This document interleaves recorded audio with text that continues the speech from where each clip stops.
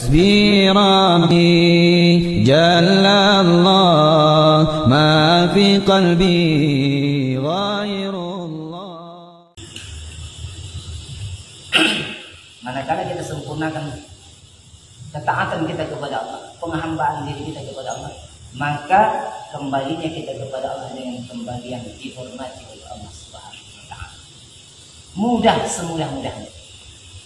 Bahkan satu ulama yang arif memikirkan satu hadis Nabi, ruh orang yang beriman itu akan keluar dari jasadnya sebagaimana rambut yang ditarik dari tubuh. Bingung dia memahami hadis ini.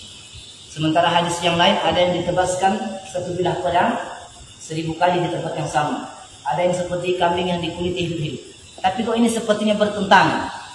Ada apa ini? Tidak bisa dikompromikan ini hadis. Dalam kitab Durratun Nasihin, satu orang arif bermunajat kepada Allah, ingin cari kebenaran. Tidak mungkinlah hadis ini bertentangan.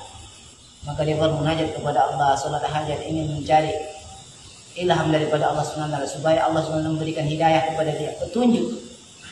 Akhirnya Allah SWT mendatangkan rasa tangguh pada dirinya ketika sedang bermunajat, maka Allah datangkan mimpi kepada dia. Mimpi bertemu Rasulullah SAW. Maka dia pertanyakan itu hadis langsung kepada Rasulullah. Apakah benar ini hadis engkau ya Rasulullah? Benar, kata Rasulullah. Apa tidak bertolak belakang dengan hadis-hadis yang lain? Maka Rasulullah katakan, kau cari, sudah kau pelajari, sudah saya bolak-balik satu malam ini 30 juz bersama tafsirnya, tidak saya temukan ringannya sakaratul maut itu. Lalu macam mana? Sudah kau pelajari surah Yusuf, kata Rasulullah dalam mimpi. Sudah hadis-hadis bolak-balik itu tidak ada bicara tentang kematian di situ. Memang tak ada. Lalu di ayat mananya dikiaskan antara kisah satu orang wanita atau beberapa wanita yang diundang oleh Zulaikha hadir menjadi tetamu-tetamunya, tidak sadarkan diri, menyayat-nyayat jari jemari mereka karena terfokusnya melihat ketampanan Nabi Yusuf alaihissalam. Itulah kias daripada sakaratul maut seorang yang beriman kepada Allah SWT. Sakit maut itu adalah sakit pada hakikatnya. Tidak ada rasa maut itu yang tidak sakit, pasti sakit. Tapi karena nikmatnya melihat tempat yang akan disiapkan Allah SWT untuk nanti ditempatinya, dia melupakan rasa sakit sakaratul maut itu. Tidak ada rasa. Menjadi bius baginya pemandangan akhirat yang disiapkan untuk dirinya. Tak terkesan lagi. Sebagaimana para wanita-wanita, tak kesan lagi jari telah berlumuran darah, sudah terpotong-potong karena sibuk, fokus dan khusyuknya melihat tampannya Nabi Yusuf alaihissalam. Begitulah kita nanti ketika mati, ketika iman kita sempurna kepada Allah. Mati itu sakit. Dalam satu riwayat akan masuk malaikat rombongan teman-temannya Azrail. Yang pertama masuk dari lututnya, memeras ruhnya sampai ke ujung kakinya sebagaimana memeras kain basah. Masuk rombongan kedua dari pusatnya sampai ke lututnya, memeras dengan perasaan yang sama. Sampai terakhir pada kerongkongannya. Ketika nyawa sudah sampai di sini, maka taubat tidak diterima Allah SWT. Sakit itu mati pada hakikatnya. Tapi karena terfokus melihat tempat yang disiapkan Allah, dia tidak lagi peduli dengan rasa sakit. Maka ini yang harus kita perjuangkan. Karena kemenangan seorang beriman itu bukan di awal, di tengah, tapi pada akhirnya. Di akhir itulah kemenangan kita. Akankah kita ini dapat mengucapkan la ilaha illallah manakala datang sakaratul maut menjemput kita? Ulama beritahu hati kita sebagaimana wadah yang kosong, manakala diisi air putih, ketika tumpah maka yang keluar putih. Tapi satu ulama telah khawatir pada dirinya. Satu ekor beo diajari puluhan tahun untuk mengucapkan la ilaha illallah. Bahkan setiap tamu yang datang dia ucap la ilaha illallah. Tapi ketika diterkam satu ekor kucing pada satu hari, dia tidak bisa ucap la ilaha illallah. Ini kekhawatiran satu kiai yang memelihara burung beo ini. Akankah aku nanti seperti ini? Kita hari-hari bicara tentang Allah, takrir untuk membicarakan kehebatan Allah. Di rumah ta'lim mengulang-ulang tentang pembicaraan kebesaran Allah. Ada enggak kekhawatiran dalam diri kita? Akankah sakaratul maut juga akan mampu mengucapkan Inilah tiket nanti kita bawa menghadap Allah. Man mata wa ya'lamu annahu la ilaha illallah dakhala al-jannah. Saking pastinya kata para ulama, dia menggunakan fi'il madhi, dakhala al-jannah, bukan yadkhulul jannah. Saking pastinya. Tapi di rumah sakit sudah tim survei mengatakan, dari sekian banyak orang yang meninggal di rumah sakit, yang dapat ucap la ilaha illallah hanya 0,5% saja.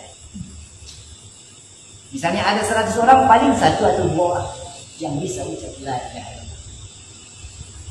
Maka manakala ada orang bisa ucap la ilaha di satu rumah sakit, itu rumah sakit pada geger semua.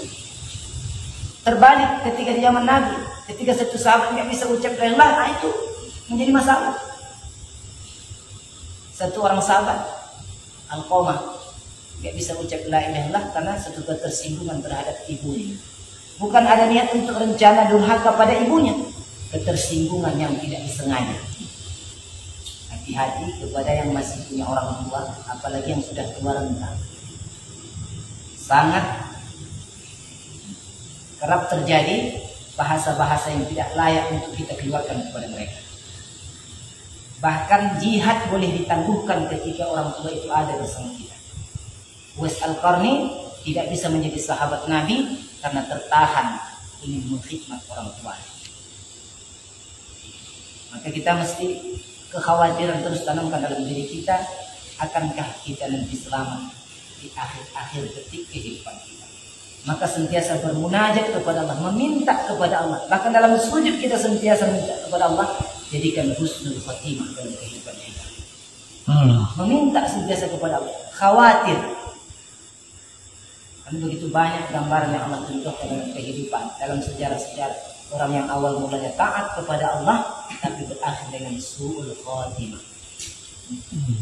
Apalah artinya ketaatan kita selama ini kita bina, pada akhirnya berujung dengan kesengsaraan yang selamanya. Maka kita mesti tanamkan kekhawatiran dalam diri kita, akankah kita mampu nanti ucapkan la ilaha illallah. Bagaimana untuk mendapatkan itu semua? Maka kita sentiasa bicarakan tentang urusan Allah. Paling mudah bicara tentang kehebatan Allah. Tapi pada hari ini orang untuk ucap la ilaha illallah, jangankan untuk ucap la ilaha illallah, untuk ucap Allah saja payah. Orang hari ini pada umumnya paling top bilang Tuhan. Ya kan? Tuhan. Serahkan aja lah sama yang di atas. Dari sononya begitu. Kenapa tak dibilang serahkanlah sama Allah? Sama yang di atas ini banyak. Pesawat kadang lewat di atas juga. Kenapa kita malu mengucapkan kalimat Allah? Padahal dalam setiap huruf lafaz Allah itu ada nilainya. Bahkan Nabi Sulaiman ketika mengendarai angin di atas udara bersama dipayungi ribuan tentara burung di atasnya, dengan tentara jin dan manusia mengiringi, satu orang ahli ibadah takjub atas kehebatan Allah yang memperjalankan Nabi Sulaiman di udara bersama bala tentara. Lalu dia ucapkan subhanallah. Nabi Sulaiman ingin mencari tahu di mana asal suara ucap subhanallah. Angin itu langsung menghantarkannya pada tempat. Kenapa kau ucapkan subhanallah itu? Aku kagum kebesaran Allah SWT yang telah memperjalankan engkau wahai Sulaiman di atas udara dan dipayungi oleh payung tanpa tiang, yaitu ribuan ekor burung memayunginya di atas. Ketahuilah kata Sulaiman, satu ucapan subhanallah yang Tuhan ucapkan itu lebih mulia, lebih agung di sisi Allah daripada seluruh harta benda Sulaiman alaihissalam. Coba, ada nggak orang yang sekaya Sulaiman hari ini? Tidak ada. Kalaupun ada, itu nggak ada apa-apanya dibandingkan satu petikan tasbih subhanallah. Tapi berapa banyak di antara kita yang menjaga tasbih kita hari ini? Tasbih pagi petang kita lepas. Bahkan tasbihnya itu lepas sendiri.